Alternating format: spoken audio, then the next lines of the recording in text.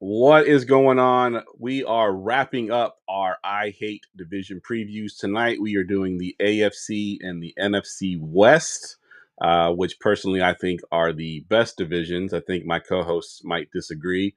But if you look at the last 8 Super Bowls, there's been a team from either the AFC West or the NFC West in the Super Bowl for the last 8 years. The last time there was not one was 2018 when it was the Eagles and the Patriots.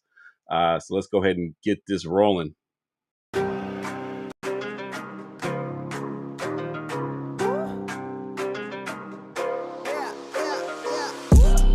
Going for 2, kickers are extra, I give them the boot. Ooh, going for 2, sit back, relax while I grab me a brew. Ooh, now I'm reclining while putting my time and I'm ready to go. My spine is aligning and much my lineups, my bank account grow. I am so rich, but knowledge is all that I'm leaving it with. Ooh, listen to this, multiple options, how far can I get? Ooh, DFS Dynasty redraft tonight, I'm not finishing last. I'm finishing past any and all, I am looking to last. What else? This spot is popping and I am so locked in and only opening the door when it is opportunity knocking. And all of these spots keep on talking and talking. So what are we talking? What kind of alignment? And running it deep, even players forgotten or came from the bottom or hitting that top end. And this spot is popping, yeah, this spot is popping. And woo! This is the armchair, yeah. Put up your arms, yeah. Sound the alarm, yeah, yeah, yeah. Woo!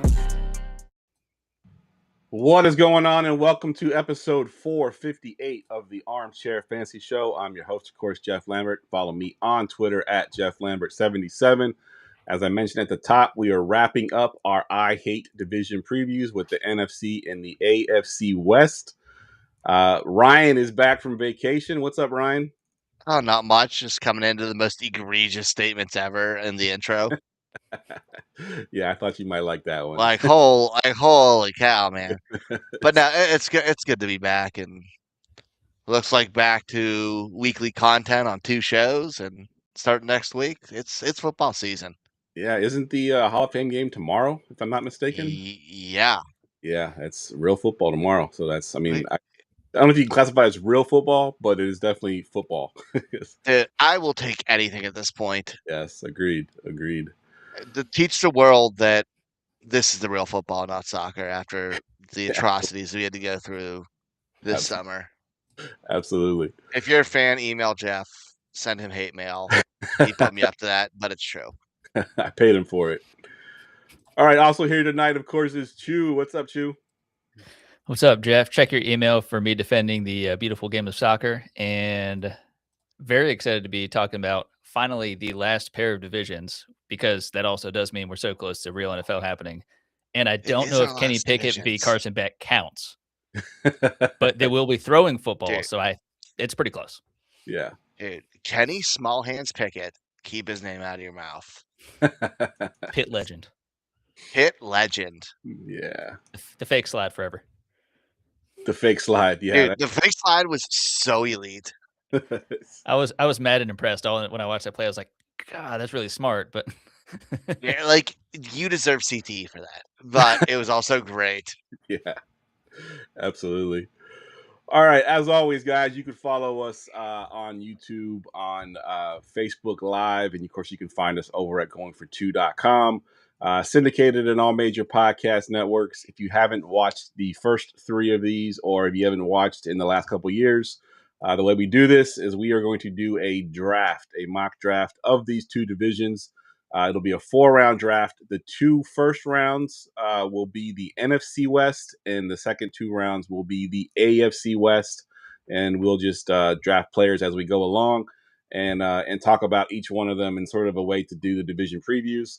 So let me go ahead and bring up the draft board here. Attention, everyone. Let's mock draft. All right, I'll go ahead and get this on the clock here. And since this is the NFC West, I will take the first pick tonight. Oh, aren't you fancy? And I've been kind of going back and forth on this first pick. It is redraft. I forgot to mention that it's redraft. It is a super flex league and tight end premium, so that all the tight ends are going to be viable as well. And there's a couple 101s in this league, I think. I think if you're looking at the fact that it's super flex, you could go with one of the quarterbacks. You can go with Christian McCaffrey.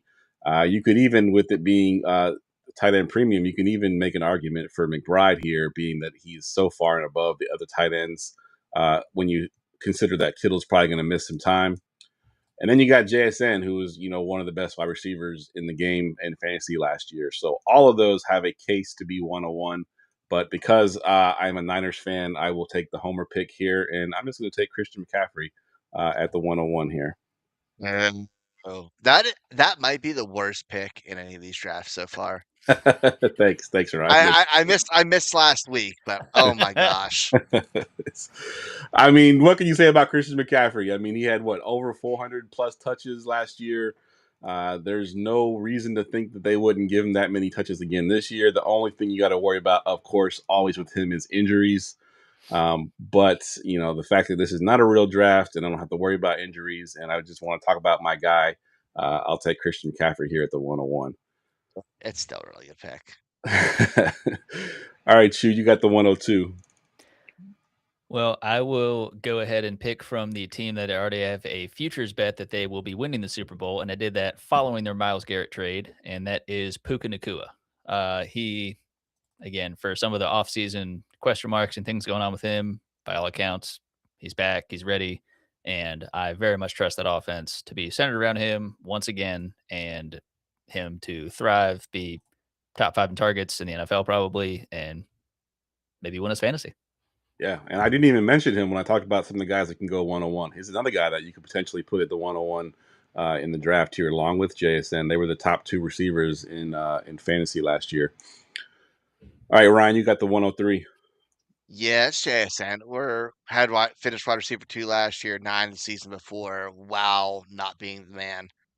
He has a connection with Darnold. It's easy for me. He's as consistent as can be. He had 163 targets last year.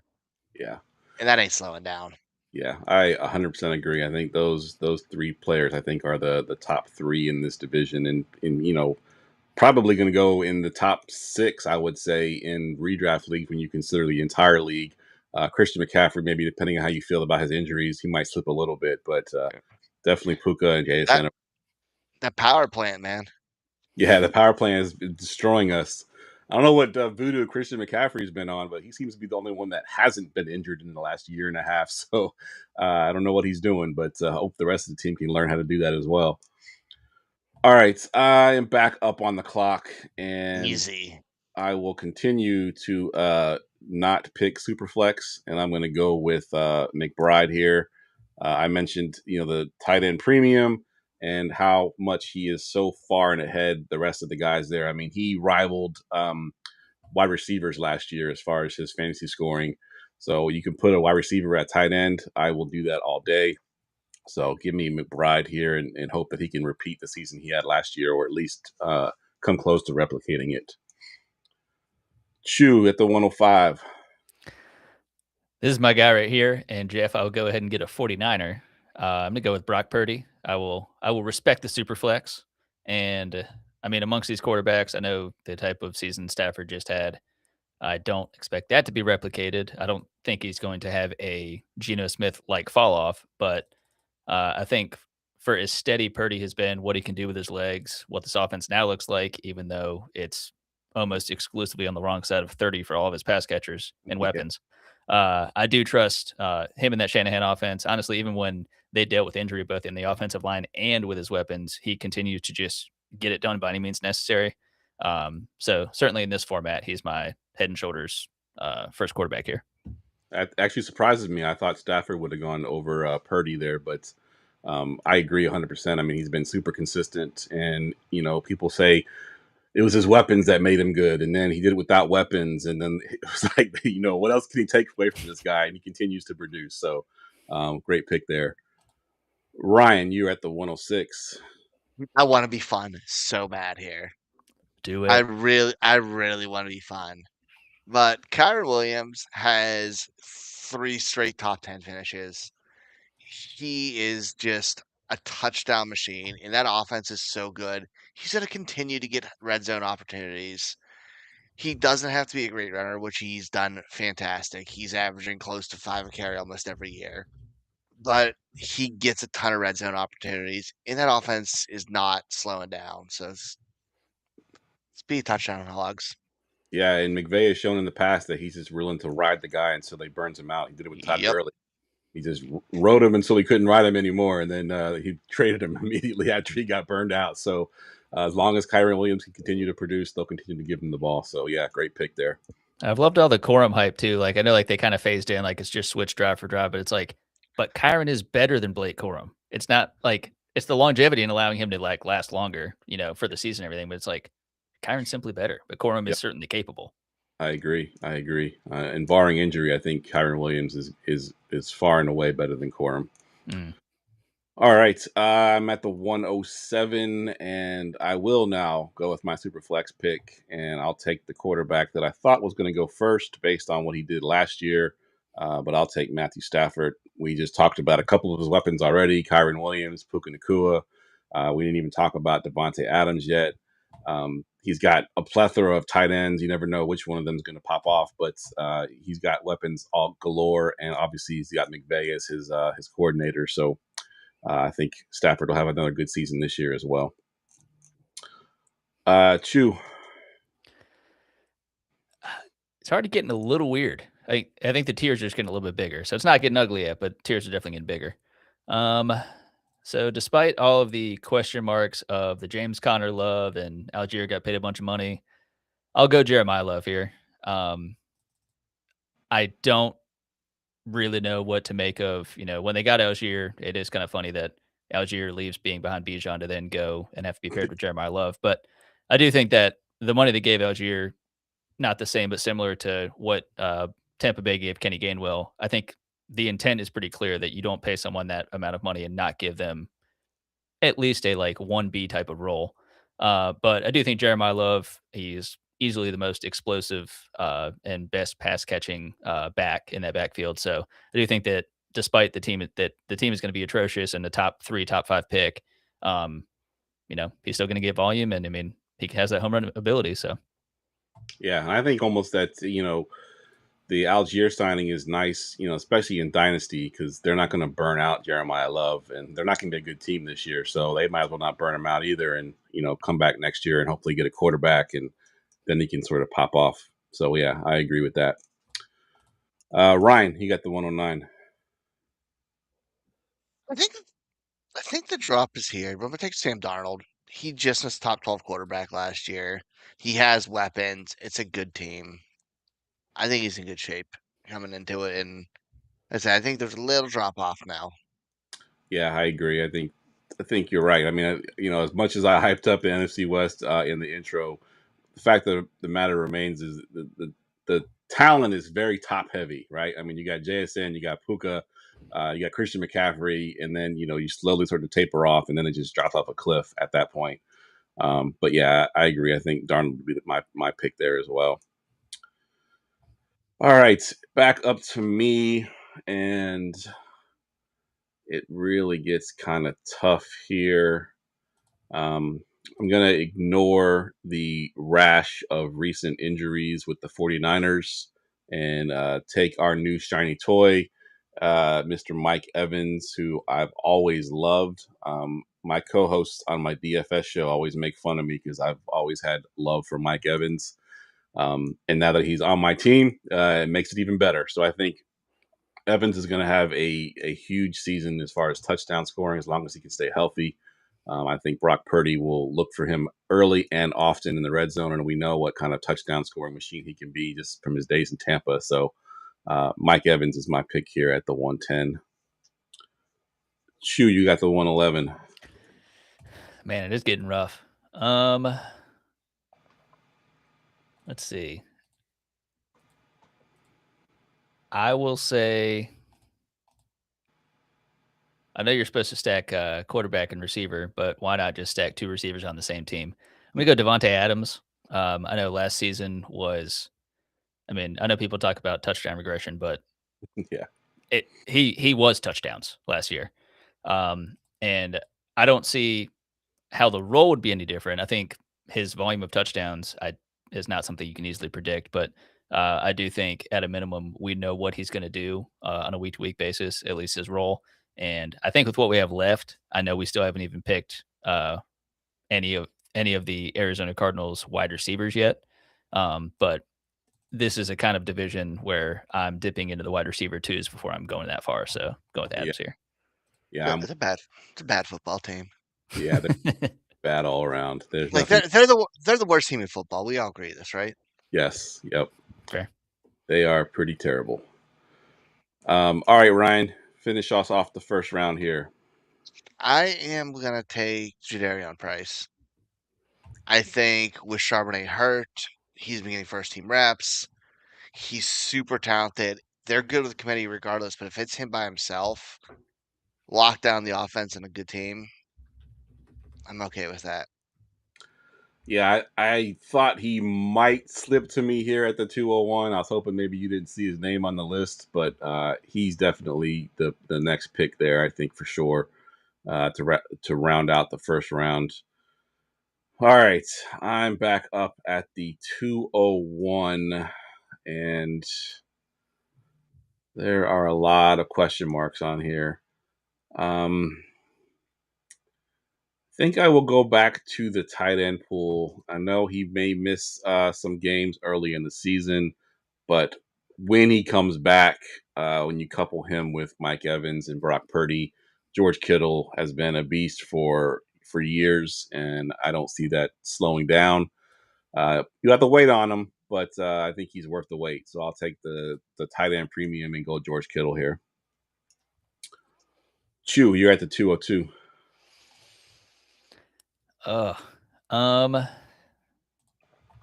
that the truth? You know, Yeah, Hug is right. that's right. Let's see. So I'm gonna go a little weird with it, but this is super flex, and I don't feel like making a difficult decision today. So I'm gonna go ahead and go Jacoby Brissett. He is the he's the newly paid quarterback just for this year, and then of course he will lose his job. But what he did last year, this team is going to be throwing plenty because the defense is also just as terrible as it was last season, and it's less a compliment and a sign of encouragement to him as it is they simply are just going to pass a lot. I would not be shocked if, assuming he's the starter the entire season, which he may or may not be because Carson Beck will probably get plugged in because it'll be a lost season. I wouldn't be shocked if he's throwing at worst top 10 most in the NFL. And I mean, showed enough of a connection with Michael Wilson and the shell of Marvin Harrison Jr. So we'll see what happens. Yeah, and I mean, really, he knows he's this is his last year in Arizona, for 100% sure of that. So he's just going to chuck the ball over the field. Like, what's he have to lose at this point, right? So, yep. Yeah, good pick. Ryan, you get the 203. I'm going with the guy he chucks it to the most, Michael Wilson. He was legitimately good last year. He was. Like, to Brissett, he had a top 10 finishing receiver and the number 1 tight end. They throw the ball, and Michael Wilson was good last year. He looked sharp in camp already. I can't see a reason why he's not going to produce, especially with Marvin Harrison being what he is right now. Yeah. All right. I am back up on the clock, and it is not pretty. So Marvin Harrison Jr. is still on the board. Looking at upside guys like Stribling. Debo is still on the board. Rashid Shaheed is still there. We mentioned Sharbs and Corum; they're both still on the board as well. I'm gonna go with Debo. I don't know if he's ever gonna recapture the magic of even what he did last year with the Commanders, with the 49ers. I don't know if his role is going to be quite the same as it was when he was here before.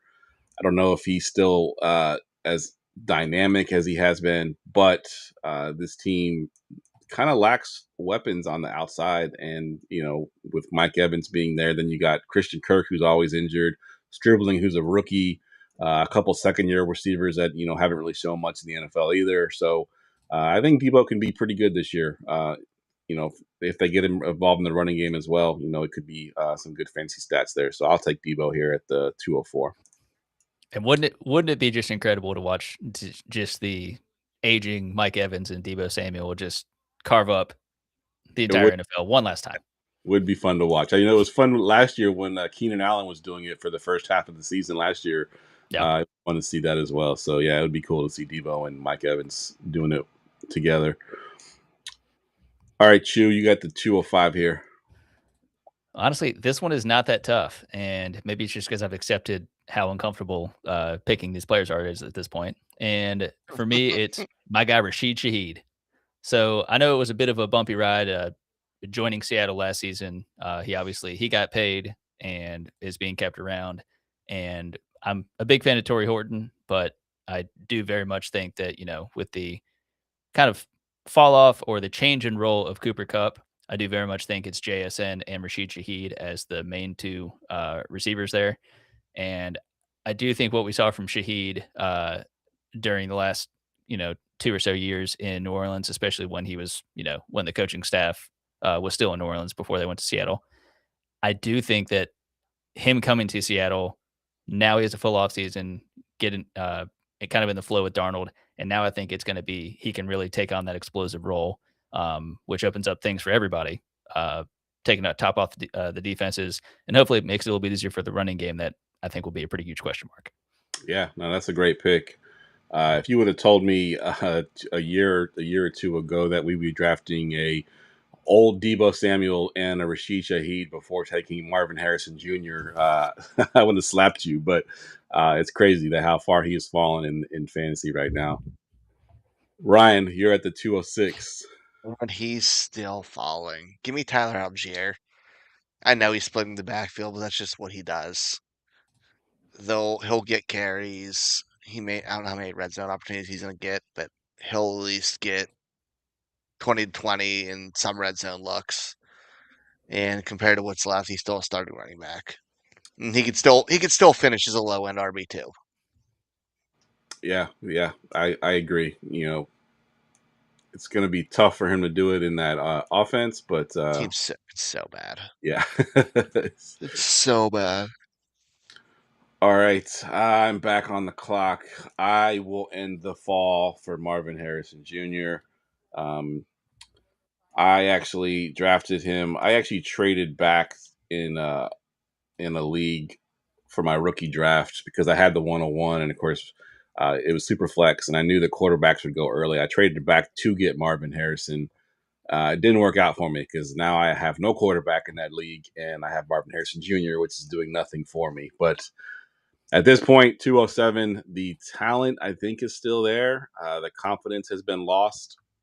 Obviously, dealing with some injuries now as well. His back tightened up the other day. Let's just hope he can recapture the magic that he had in college and find it. So I'll end his fall here at the 207. All right, Chew. Well, this one is purely preservation and hedging my bets of my previous compliments, Kyron Williams. So I'm going to go Blake Corum here under the assumption that he will be that plug-in flex play to where, for a lot of the handcuff backs, I have confidence that he is going to get touches. Will he amount to anything on any given week? It's anyone's guess. It would just be how many touchdowns does he vulture? But otherwise, just purely on a yardage basis, I don't feel great about it. But yes, God forbid if he has to fill in for Kyron Williams, I feel pretty good about that. Yeah, that's a good pick there. Ryan, you got the 209. God, I'm like disgusted right now by this pick. Yes. I think I'm gonna take Charbonnet. They said there's possibility he's back week 1. He's at least in a split backfield once he comes back, if not starting. It's gross at this point. We have a bunch of has-beens and never was left. Yep. That is absolutely true. That's exactly right. All right. I am back up, and I'm going to go Homer here. It's just a matter of, do I want to handcuff my Christian McCaffrey pick with Kalen Black, or do I want to just keep dipping into that wide receiver core and just take the the rookie Deshaun Stribling. I think I'm going to go Stribling only because I really, really want him to succeed after all of the off-season stuff that he kind of went through. No fault of his own. The 49ers just took him earlier than everybody expected, and they kind of got a lot of flack for it. He's kind of caught in the crossfire. It's not really his fault they drafted him. And now he's got all these expectations that are dropped on him to perform. So I'm really rooting for him. So I'll take him here and hope that he can turn something into his career. All right, we got 2 more picks. Chew, you got your last pick for the NFC West. What you got? Well, I don't think this is much of a reach, but this is kind of who I wanted to pick with my last one anyway. AJ Barner, tight end for the Seahawks. He is, I think he's had a pretty steady growth since his rookie season. And I think even to this point, he's still tremendously underappreciated in fantasy. And even with the addition of Arroyo last season, I know he was the uber athletic, but often injured, college guy coming up. And even when he was healthy, I know it was his rookie season. I know most tight ends take a little bit of time to get used to the NFL. What we saw from AJ Barner was he can do a bit of everything. He's got, certainly plenty of athleticism, a dependable pass catcher, can get downfield in a relative hurry, let's say for a tight end. And I think he was kind of the safety blanket for Darnold. I think certainly as a red zone threat, he's a huge piece of what they did in Seattle. So I don't expect the offense to be quite as good as last year, but I do think that they're going to be dangerous enough to where he will get his usage in the red zone and get some touchdowns. Yeah, no, I agree with that pick there with the tight end premium especially. All right, Ryan, round out the NFC West here. I'm going to take Colby Parkinson for the Rams. I mean, positive spin on it in the last 7 weeks of the season. He had over 5 targets in 6 of them. Like, he became a big part of that offense at the end of the year. He had a 11-5, 12-4 finish. Like, there's some upside there. And again, I'd rather just try to take pieces of good offense. Yeah, that's a good call. And I put on the show sheet like Rams tight end ? Because there's like 4 tight ends. They keep drafting tight ends every year, and Parkinson seemed to be the flavor of the week last year. So if he continues being that, then yeah, that's a good offense to be part of for sure. All right, now we're going to jump into the AFC West, and I will give Ryan the 101 in this division. So who are you going with the first pick in the AFC West? So with the first pick in the AFC West, I'm taking Justin Herbert. He throws the ball a ton. He has good weapons. He runs enough. I think he has the highest volume out of all the quarterbacks in this division. And it's a stacked division position, but I'm going to go with Herbert on that. Yeah, that's a good call, and I think regular season stats vulture. Yeah, exactly. But I'll take stats padding in fantasy. Yeah, but he runs a lot more than people expect him to. Like he actually pretty high up there as far as quarterback rushes and yards. So, all right, Chew, you got the essentially the 102 in this division. Well, keep the Superflex train rolling, and I am going with the hopefully healed Patrick Mahomes. By all accounts, sounds like he's ready to rock week 1. I know that last season, I think he kind of had a bit of a resurgence. I feel not that he was ever slept on. It's Patrick Mahomes, but I think from a fantasy perspective, I know he'd kind of, faded back a little bit from being that perennial top quarterback. And I think last season, he kind of jumped back into that conversation. But of course, it's an injury. It's coming back from it. He's not that young anymore. Not too old by any means, but I know, he's been in the league a couple years. I know coming back from an injury, not too early in the season. But it's Patrick Mahomes, the offense, I will never understand Xavier Worthy and how that's ever going to work out. But plenty of other weapons there, assuming Rashee Rice stays out of prison. And, they got Kenneth Walker. I mean, it's, I trust Mahomes to figure things out. Yeah, they'll figure it out. Andy Reid as well obviously helps Mahomes. They'll find ways to keep him protected, and as long as Mahomes is healthy, I think he's definitely in the conversation. All right, I am up on the clock, and I'm gonna skip on the super flex side of things. I don't know what of Mendoza. I know he probably won't even start. Maybe I should put Christian Kirk or what's his name? I can't think of his name now. Wow, dude. The Kirk Cousins. disrespect. Yeah, Kirk Kirko. Cousins on the list. Kirko. And then Bo Nix. I'm not too sold on Bo Nix either. So I'm going to go the running back route, and I'm going to take Genty. I know we weren't extremely ecstatic with his performance last year, but when you really look at it, he actually had a pretty good rookie season. He just didn't blow up on the scene like we had hoped he would, but had a pretty good year last year, and I think he will be building on that this year. So I'll take Genty here at the 103. Ryan, back to you. That's crazy. We completely passed the guy who scored the most points in this division last year, Bo Nix. Like, Bo Nix has awesome weapons now, adding Waddle to that offense. I honestly, I kind of debated having him first. He has good rushing upside, and he has Sean Payton. Like, there's a lot to like, and he doesn't have a ton of pressure on him with that good defense. Dude, he just kind of gets to go out there, play ball, and have a good time. I haven't heard a lot about his injury either. I'm assuming I think it was an ankle, right?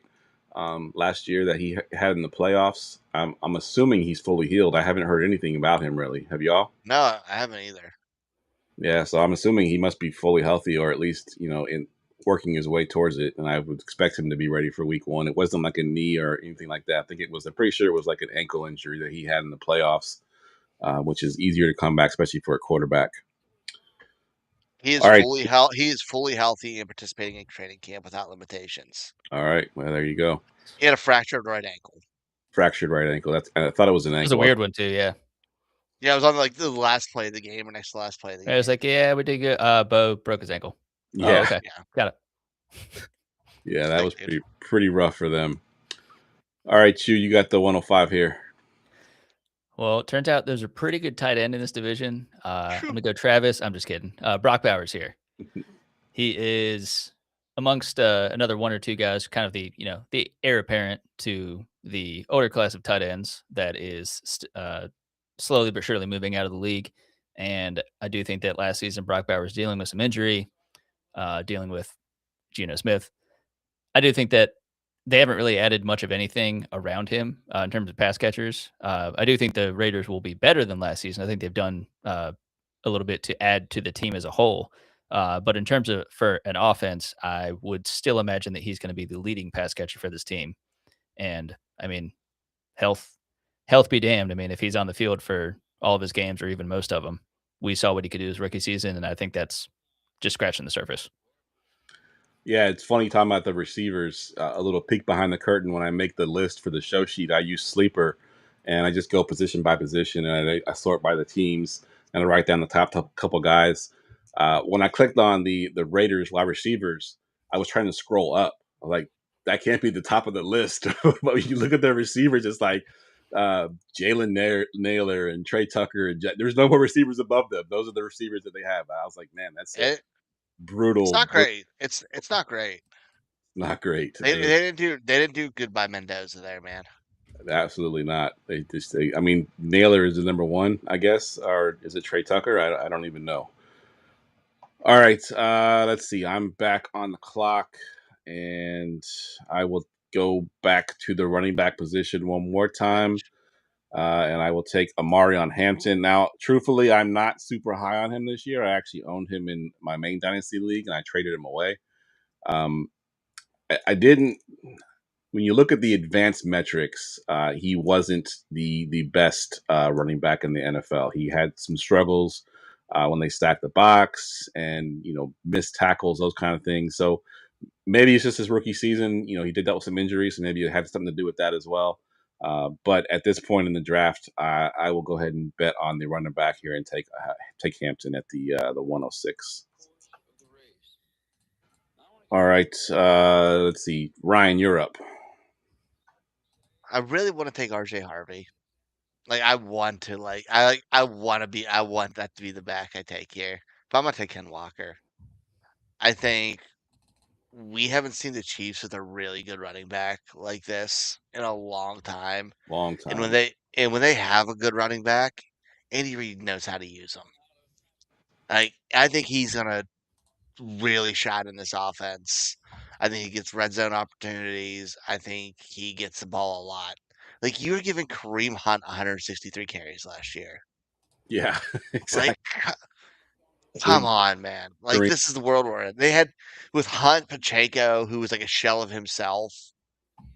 They didn't have it, man. They haven't had a good running back in years. I think this really showed the pay, protecting an older Mahomes. I think they're going to use them. Yeah, I was just going to say, we talked about Mahomes earlier in protecting him. The best way to do that is run the ball. Yep. Give the Walker and let him do his thing. So, They didn't pay him all that money to sit there. yep, exactly. All right, Chew, 108. Well, we'll keep the Chiefs train rolling. I'm going to go Rashee Rice here. He is the number one receiver there. He will be there for week 1, as we understand it. He's healthy. And assuming all of those things remain true, I have no reason to think that he shouldn't be the wide receiver 1 coming from this division. I could make the case for probably, another guy or two to kind of get pretty close to this, but I feel most comfortable picking him as the top receiver here. Yeah, I think as long as he's healthy and not in trouble, he's probably the best receiver, at least in fantasy. I agree. All right, I'm on the clock, and I'm also looking at 2 receivers. One of them is in a new home, and the other one had a really good rookie season, had a little bit of a down season last year. I think because Keenan Allen, as I mentioned earlier, was having a monster season early in the season at least. I'm going to take Ladd McConkey here, and I think we saw him sort of come on a little bit later last year. People were kind of down on him early in the season, but I do think that, as Ryan mentioned earlier, Herbert likes to throw the ball a ton. I think he's probably their best weapon they have out there. So I'll take McConkey here at the 109. Ryan, back to you. You mentioned the receiver that's getting his new home. I'm going to take the guy who's already living there in Cortland Sutton. Sutton was really good the last couple of years. He's a great red zone target. Bo Nix trusts him. So he can say, fuck it, he's open somewhere. Mhm. He can do that. And guess what? He's not going to be double teamed now because teams have to be terrified of Waddle.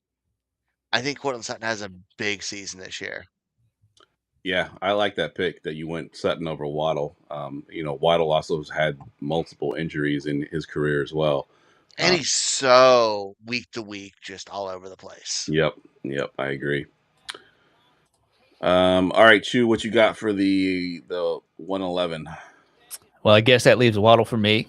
Yeah, Sutton, I think he's definitely, he battled some injuries earlier in his career, but I think once he was able to stay relatively healthy, and certainly once he got a better quarterback, just, took off from there.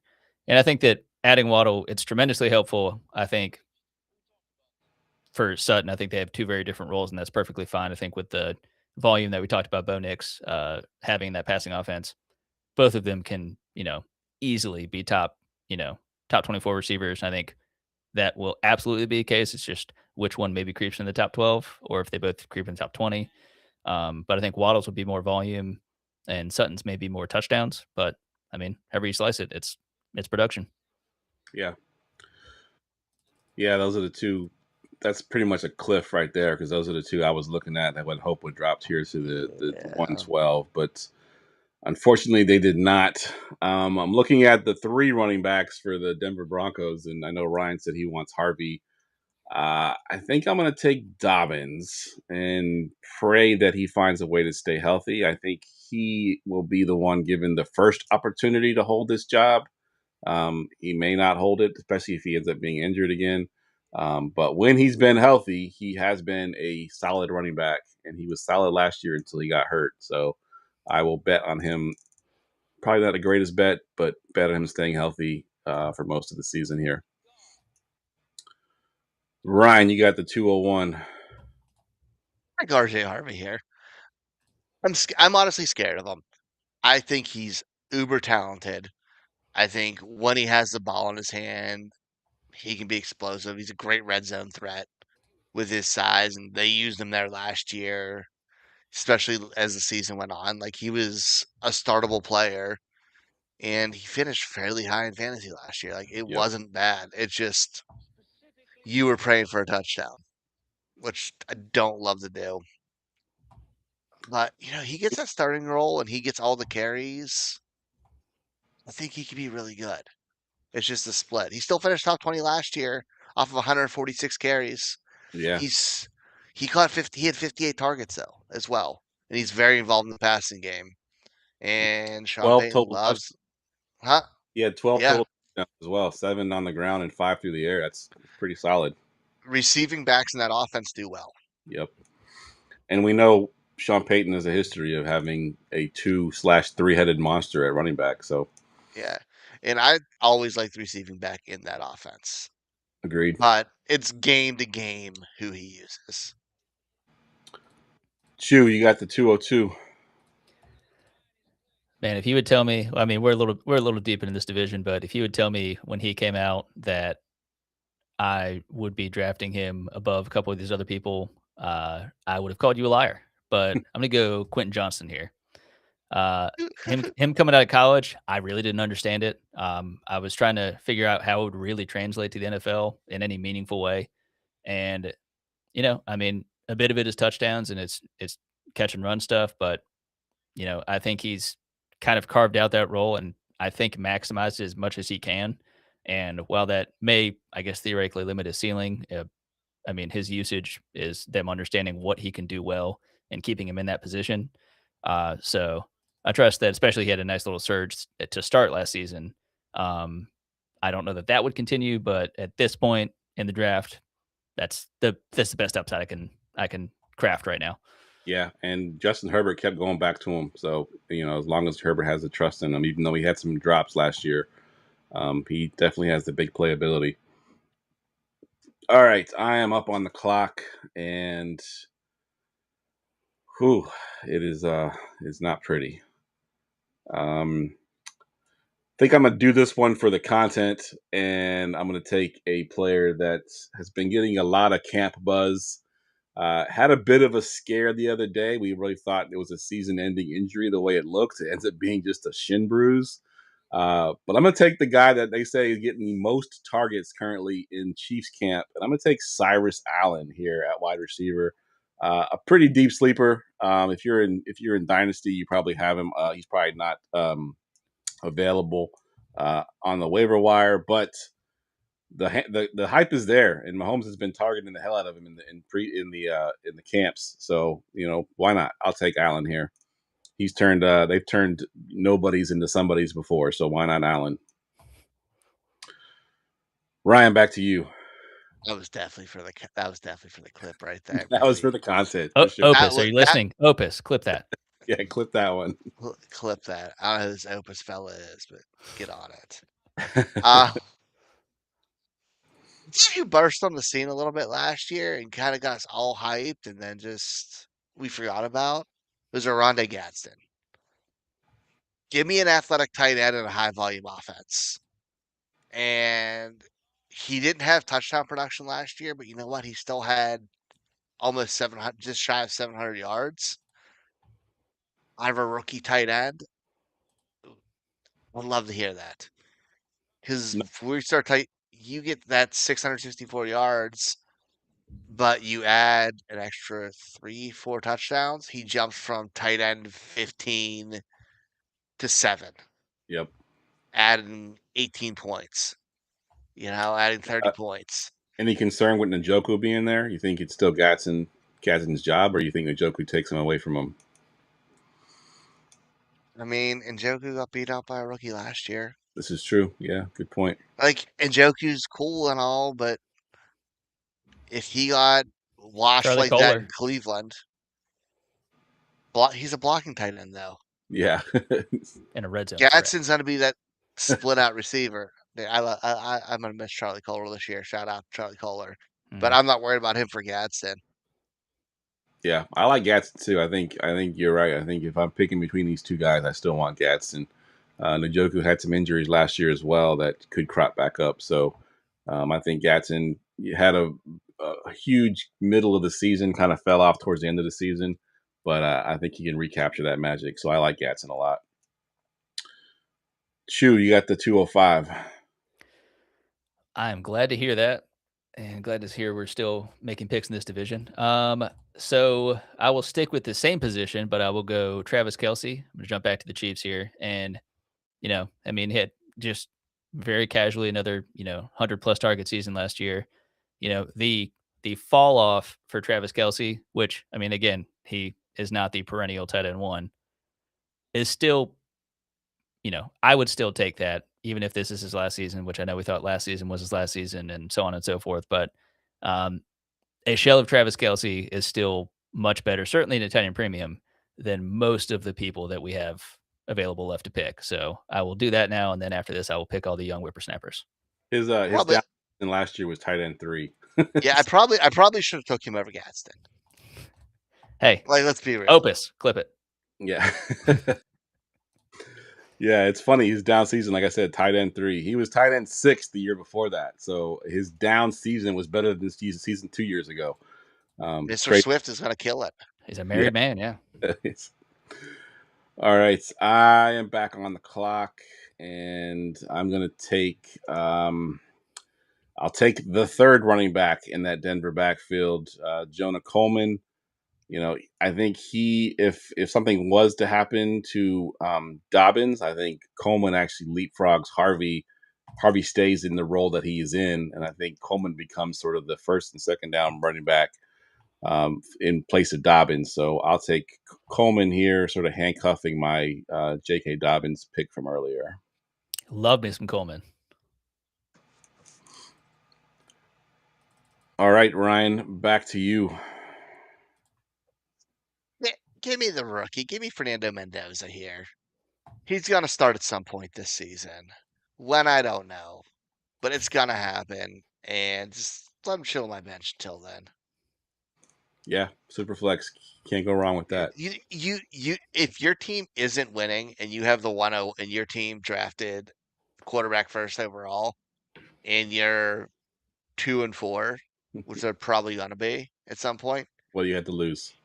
What do you have to lose? Yep. Put them in there, let them learn. Yep, agreed. All right, Chew, 208. Let me go ahead and pick what I believe to be his second leading target, and that will be Jalen Naylor. They spent a little bit of money to get him, not a crazy amount, but a responsible amount considering the pass catchers are what the pass catchers are outside of Brock Bowers. I like Jack Bash. He did almost absolutely nothing last season. I'll chalk that up to the offense was a mess. Trey Tucker, honestly, has been solid, and I think you could argue between those two there. But Jalen Naylor, I like what he did in Minnesota, even as basically the third option. And I think they kind of paid him projecting that he would take on a greater role. That doesn't always pan out, but they at least kind of spoke with their wallets, and we'll see if that actually turns out into anything. Yep, I like that pick. All right, I'm back up on the clock, and I am going to keep the Raider train going, and I'm going to take the guy whose name I forgot earlier. And I'll take Kirk Cousins here. He'll lose his job at some point because he has the last couple of years, and Mendoza will take over. But I haven't taken a quarterback in the AFC West yet, so I'll take the only guy left that's viable. I'll take Kirk Cousins here at the 209.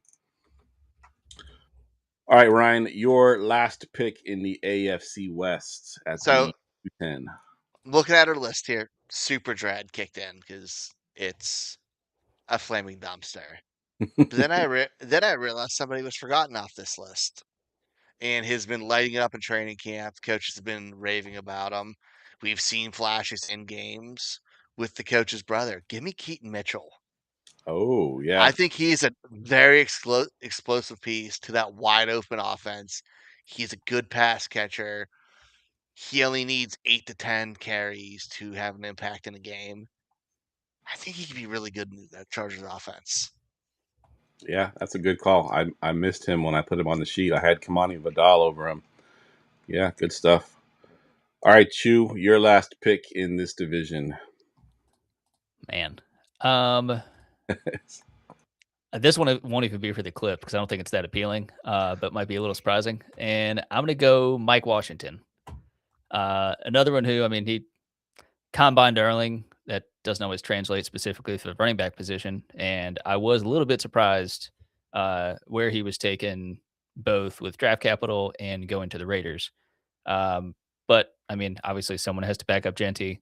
The hope is that Genty, can get a bit more blocking and, can get a couple of steps before he's actually, having initiating contact there. But I think Mike Washington is a nice compliment to him. He's big, he's strong, he's fast. I don't think he's maybe the best vision, the best, natural runner. But I think, if given the opportunity, given the right hole, I think that he can exploit that. And no context is needed for the sentence that I just said. I'm sure because I'll just say that's what she said. But yeah, Mike Washington. All right. Well played, sir. All right. I am rounding out the AFC West.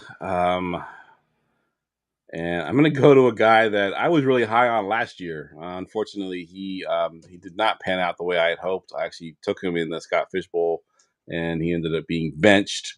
But I'll take Evan Ingram here and hope that he can somehow figure it out this year. Never again, dude. Yeah, I know. He broke my heart. He did mine as well because I was made me look like a fool. I thought about going Justin Jolly there, the backup tight end, and hope that he can overtake Ingram. But I still think Ingram has the inside track to start here. Jolly might take a year or two before he's ready to start. Do we all hate Xavier Worthy now? I'm just curious. Yeah, we must because he's still over there. I thought about him too, but I'm like, I don't want him.